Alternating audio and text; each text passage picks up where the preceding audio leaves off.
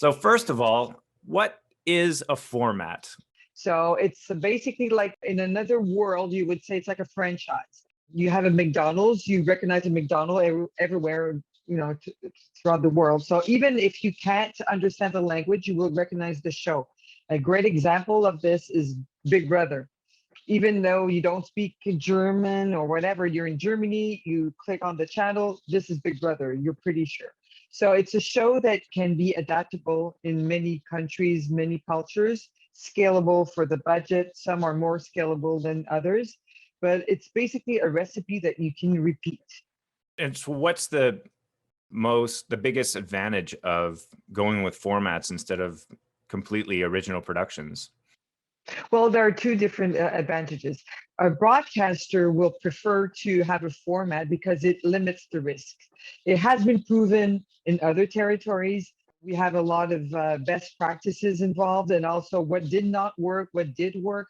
So in their mind, it limits the risks. Some shows like I Can Hear Your Voice or The Masked Singer, they're not as afraid of this because it has been proven. They see what works or not. As creators, the importance of a format is because you make your money in your local territory, you make 10% of the value. If you sell your format throughout the world, 90% of the money will come outside of your territory. So for a creator, a producer, that's another advantage of creating a format. And traditionally, did the format space come out of non-scripted concepts like you named Big Brother? And of course, there's other competition shows which have done really well, like American Idol, American's Got Talent. I don't even know if those were born in the States, to be honest. They were not. Most of the formats do not come from the US. Most of the formats that travel, when you have a US adaptation, they break or make a format. But most of the formats that are traveling throughout the world do not originate from the United States. So yes, the trend started with unscripted. That's what we know, right? This is like Big Brother. Big Brother actually started the format business. John DeMol from Endemol created the format business. He actually was the first one to officially sell his format throughout the world. And obviously, I imagine producers are looking for economies of scale by getting something that's already proven. They know that it can do well, but also some of the set designs and things like that might already be ready.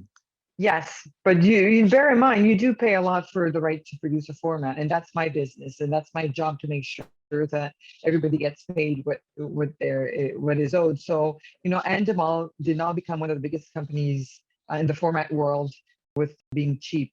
So it is expensive to produce a format in a way because you do pay royalties.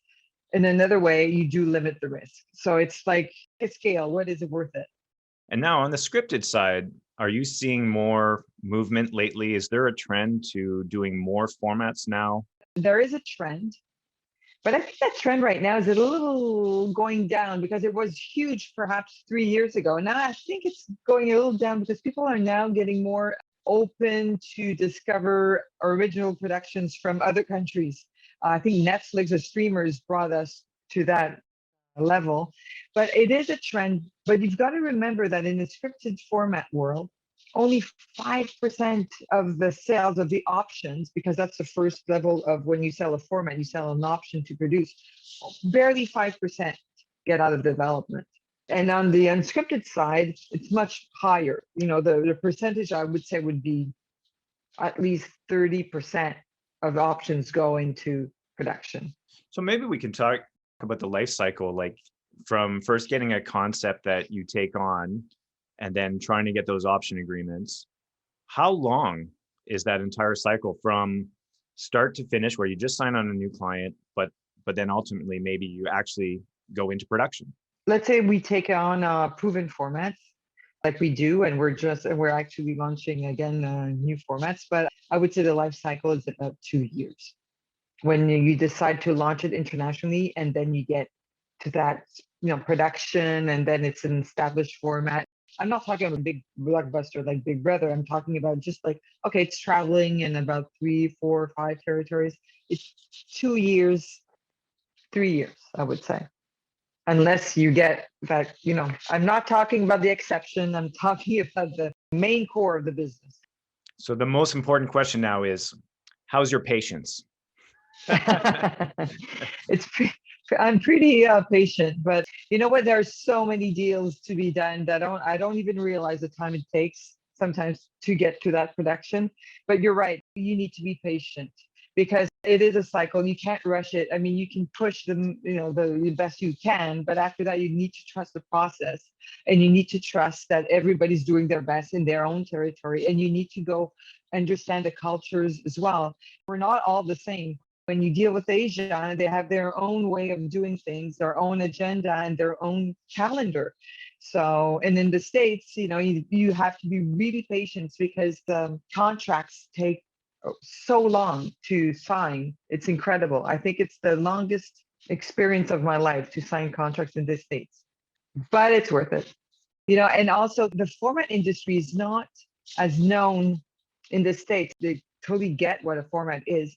But again, what I told you is that they don't necessarily come from the US. So when we come with established formats, they don't really know how to deal the rights. The broadcasters want all the rights. They want the distribution. So you need to go step by step every time. It's a very good experience in terms of law. I mean, I'm not a lawyer, but I think I could be one. But it's very long. It's a very long process. So this is great because you're giving us a really great introduction into what format is. So now we understand what an unscripted format is, a scripted format, and then of course the proven format, which means it's already been on air, it's already had some success, and then that's the model that you can copy. In terms of trends, when we last spoke, we talked about paper formats, and I asked you, is this something that's popular? Because from my point of view, I would always imagine that the proven format would be the one that people want to go after because they want that reassurance that there's a chance that this might work quite well because it has already in Canada or Israel or elsewhere. So what's the trend right now with paper formats? I think there is a trend right now. One reason it's because the streamers want to have their own shows. And if they want to have their own shows, they need to be there from the beginning. So because all the others are getting the formats if you sell to ABC, it goes through the ABC family and network everywhere throughout the world. So the streamers really want to attract attention to their service, like all the new streamers. So they all want to have that big high concept idea and it's not available to them. So they would seek out paper formats to create that blockbuster format that they can just stream throughout the world at the same time. Right.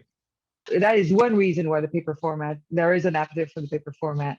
And I think it's also because people now we're getting so much more global that I know it's like everybody says that, it's like a cliche, but it's so true that I think that the world is getting smaller, even though we're not traveling anymore. Zooms and all, we're so close to each other that we know each other. So for me to pitch in France and to pitch in Quebec, it's like the same effort and the same relationship. So I think that's why paper formats can, premiere outside of your own territory. That's exactly what happened to us with our paper format Watch. It's actually premiered in Germany, optioned in 12 territories. It was actually developed for Quebec, French-Canadian broadcaster, which we didn't even discuss with them really, but it was their briefing that launched Watch, and then it went everywhere in 12 territories. So for the paper formats, are they leaning towards unscripted, I would imagine? Well, we only do unscripted. And I would say yes. If it's a scripted format, it's a scripted show. It's not a format yet, because if scripted format is basically a show that you're redoing in another territory. And so it's like a scripted project or an unscripted format. The difference between an unscripted paper format and an unscripted show, if we create from the get-go, we create as a format, we create a recipe to be repeatable. So that's the difference between just a paper project and an unscripted paper format. We think ahead saying we will create this show to sell throughout the world in any territory possible.